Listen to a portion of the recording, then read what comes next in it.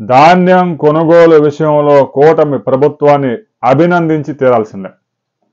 గడిచిన 60 రోజుల్లోనే రైతుల నుంచి దాదాపుగా 45 లక్షల టన్నుల ధాన్యం కొనుగోలు చేశారు.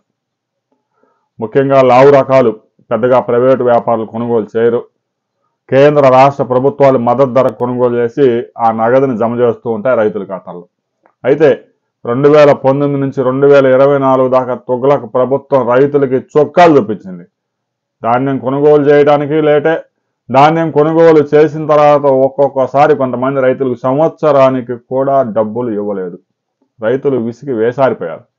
కూటమి ప్రభుత్వం అధికారంలోకి రాగానే మొదటిసారిగా బకాయిలన్నీ 1600 కోట్ల రూపాయలు రైతుల ఖాతాలో జమ చేశారు. ఇక నవంబరు రాగానే ఖరీఫ్ ధాన్యం కొనుగోళ్లు ప్రారంభించారు. డిసెంబర్ నుంచి పెద్ద ఎత్తున ప్రారంభమయ్యాయి. జనవరి సంక్రాంతి వచ్చేసరికి 45 లక్షల టన్నుల కొనుగోలు చేసి దాదాపుగా 6000 కోట్ల రూపాయల పైగా రైతుల ఖాతాలో జమ చేశారు. 96% మంది రైతులకి 24 గంటల్లోనే పే చేశారు.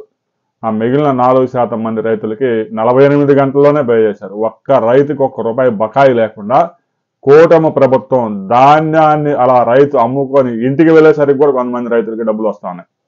ఈ విషయంలో కూటమి ప్రభుత్వాన్ని, ముఖ్యంగా చంద్రబాబు నాయుడు నాయకత్వాన్ని అభినందించి తీరాల్సిందే.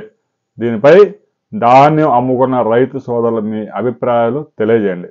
వీడియో నచ్చితే లైక్ చేయండి, షేర్ చేయండి, సబ్స్క్రైబ్ చేసుకోండి.